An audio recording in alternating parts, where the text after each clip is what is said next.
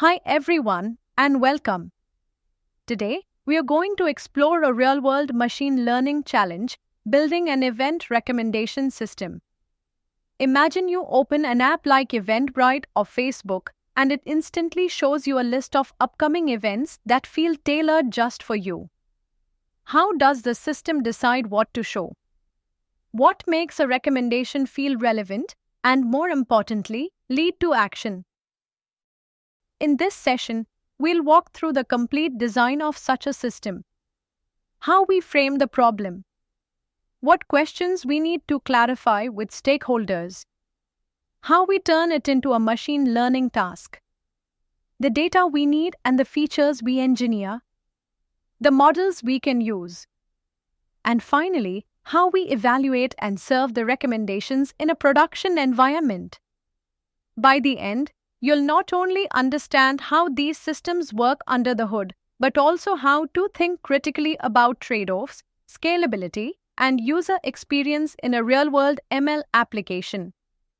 Let's dive in. The problem is to recommend events personalized to the user. Here are some good questions to ask in the requirement clarification phase. What's the eventual business objective? Events happen only once and then expire. Is this true? Do we have any labels? Can users invite others to events? How many users and events are available? Do we care about locations? Let's walk through how we can frame event recommendation as a machine learning task. Our primary ML objective here is to maximize the number of event registrations. This is a practical and measurable proxy for user satisfaction and business value. If our system recommends events that users actually register for, we've done our job well. In terms of inputs and outputs, the input is a user, which could be represented by their profile, historical interactions, preferences, and context. The output is a ranked list of top K upcoming events, sorted by their predicted relevance to the user. To solve this as an ML problem, we often use a framework called Learning to Rank LTR. LTR is designed for situations like ours, where given a query, in this case, the user, and a set of candidate items, the events, the goal is to rank these items by relevance. LTR methods come in three flavors. Pointwise LTR, here, we treat the problem as a classification or regression task. We train the model to predict the relevance score between a user and a single event. Then we sort all candidate events based on these scores. Pairwise LTR, instead of scoring items individually, the model compares pairs of events and learns to predict which one is more relevant to the user. This helps focus directly on the relative ordering between items, which can improve ranking accuracy. Listwise LTR, this is the most holistic approach. It considers the entire list of events and learns to directly optimize for the best possible ordering, typically using a ranking-specific loss function. While more complex, listwise methods often yield better performance for recommendation tasks.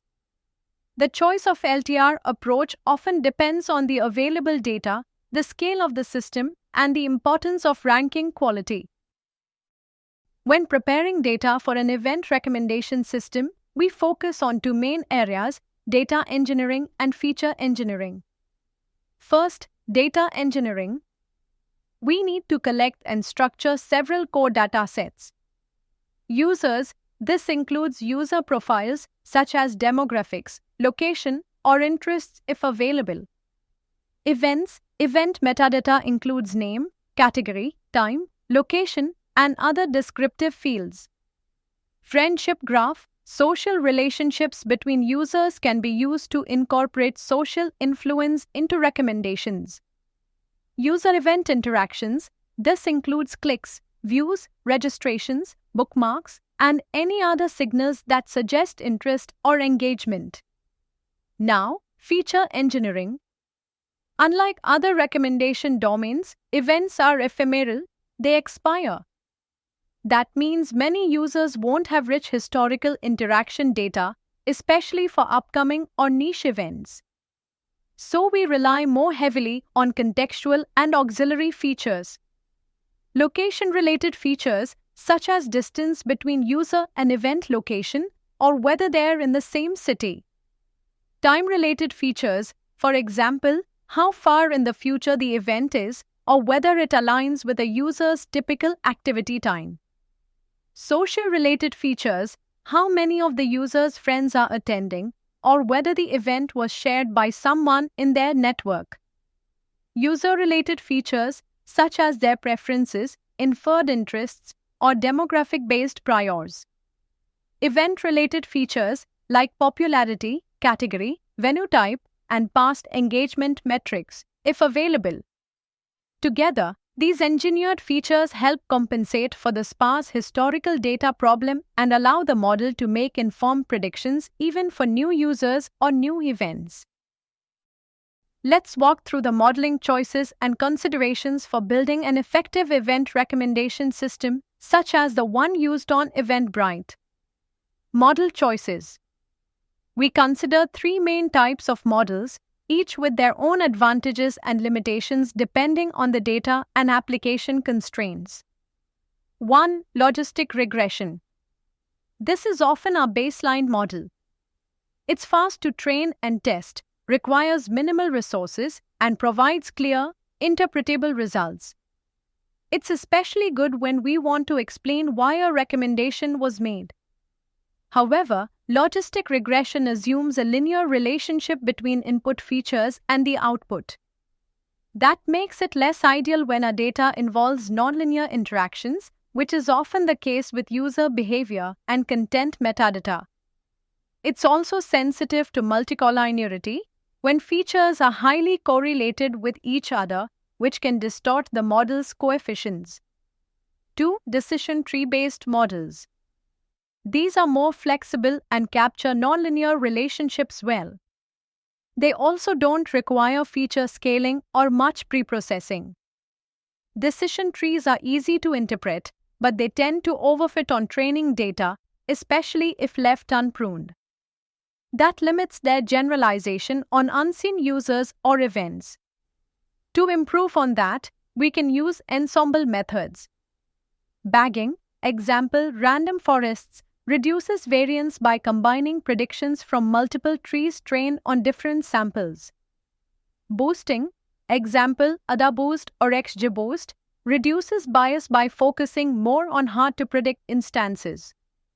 GBDT, gradient boosted decision trees, is a widely used method in recommendation systems due to its strong performance on tabular data and built-in support for ranking loss functions. 3. Neural networks.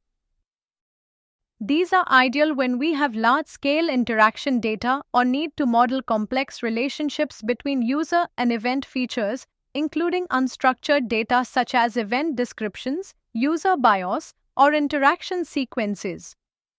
Neural networks are also helpful for continual learning. We can update them incrementally as new events and users come online.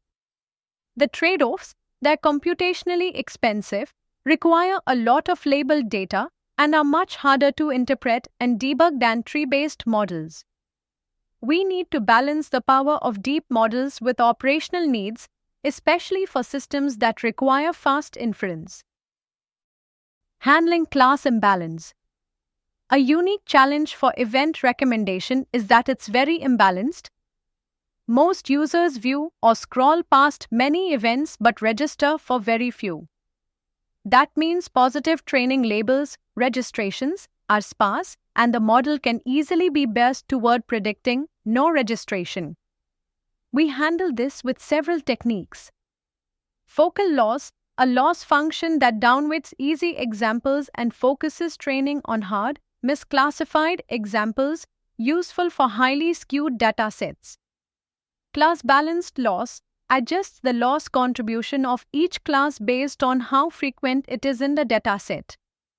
Undersampling the majority class, we can also downsample non-registrations to make the dataset more balanced, though this risks losing useful negative examples. Loss function. The main loss function is binary cross entropy. It measures the distance between the predicted registration probability and the actual label 0 or 1. This works well for single binary outcomes. Example, did the user register for this event or not? Key takeaway. We have to make careful trade-offs between simplicity, interpretability, scalability, and predictive power. Logistic regression is fast and interpretable. Decision trees are great for capturing nonlinearities. Neural networks give us the highest flexibility but come at greater cost. Ultimately, the model choice depends on the volume and quality of data, inference latency requirements, and business objectives like fairness, cold start handling, or real-time adaptation. To measure the effectiveness of our recommendation system, we evaluate it using both offline and online metrics. Offline metrics. Offline metrics are computed using historical interaction data and are critical during model development and experimentation. The key ones include: recall at K measures how many of the truly relevant events were captured in the top K recommendations. Higher recall means better coverage. Precision at K measures the fraction of the top K recommended events that are actually relevant. High precision indicates that we are not recommending irrelevant content. MRR, mean reciprocal rank, looks at the rank position of the first relevant event. If relevant events appear early in the list, MRR will be high. NDCG, normalized discounted cumulative gain, considers the position and relevance of all recommended events, not just the first. It rewards placing more relevant events higher in the list. MAP, mean average precision, averages precision scores across all relevant recommendations and users. It provides a holistic picture of ranking quality. These metrics help us understand how good our model is at surfacing events users actually care about before we ship anything. Online metrics. Once deployed, we track live performance using real user behavior. CTR, click-through rate, measures how often users click on recommended events. It reflects how engaging and relevant the recommendations are. Conversion rate tracks how often users register for events after seeing them. This directly measures the system's success in driving the business goal. Bookmark rate indicates interest even if users don't immediately convert. It's useful for early signals of engagement. Revenue lift measures the increase in revenue generated due to the recommendation system compared to a baseline. This is key for assessing business impact. Summary. We rely on offline metrics for fast iteration and comparison during development, and online metrics for measuring real-world impact and making informed decisions post-deployment. Let's dive into the two main components of our serving system, the online learning pipeline and the prediction pipeline. Online learning pipeline. Our goal here is to continuously adapt the model to fresh user behavior and event dynamics.